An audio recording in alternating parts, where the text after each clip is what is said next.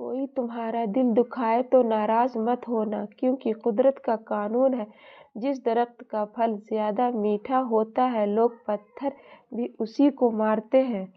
دنیا کو سچا ہونے کی دلیل مت دو، بس یہی سوچ رکھو کہ اللہ سب جانتا ہے۔ 3 چیز کبھی واپس نہیں آتی: گزرا ہوا وقت، بولے ہوئے الفاظ، ٹوٹا ہوا بھروسہ۔ لوگوں سے یاد کرنے کا شکوہ مت کرو، کیونکہ جو انسان رب کو بھول سکتا ہے وہ سب کو بھول سکتا ہے۔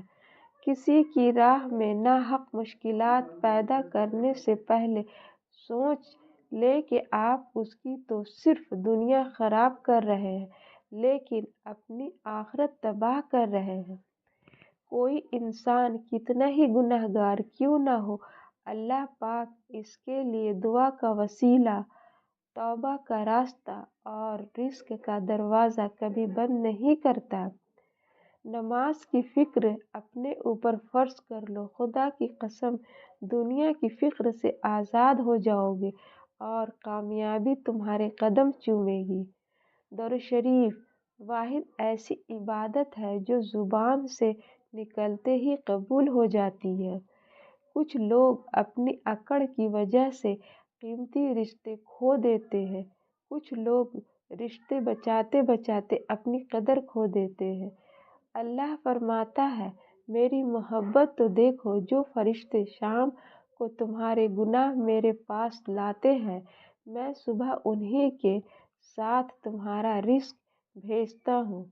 انسان کا سب سے بہترین دوست اللہ ہی ہے، بہت جلدی مان بھی جاتا ہے، پرانی باتیں یاد نہیں کرواتا، اپنے پاس سے کبھی مایوس نہیں لوٹاتا۔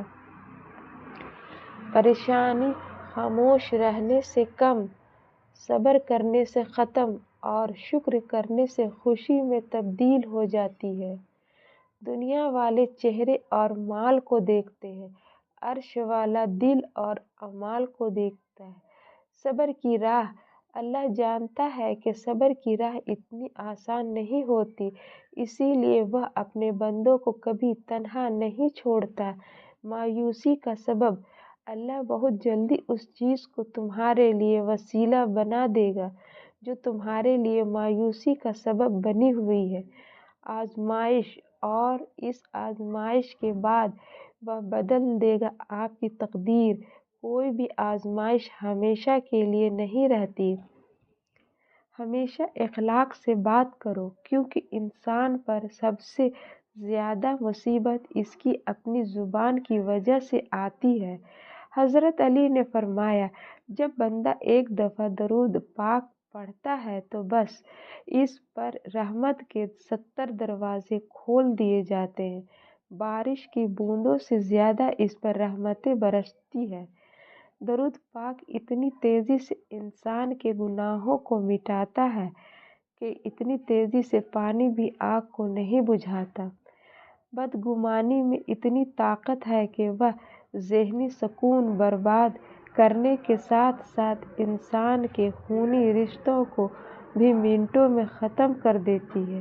حضرت علی نے فرمایا، کسی انسان کو دکھ دینا اتنا آسان ہے جتنا سمندر میں پتھر پھینکنا، مگر یہ کوئی نہیں جانتا کہ وہ پتھر کتنی گہرائی میں گیا ہے۔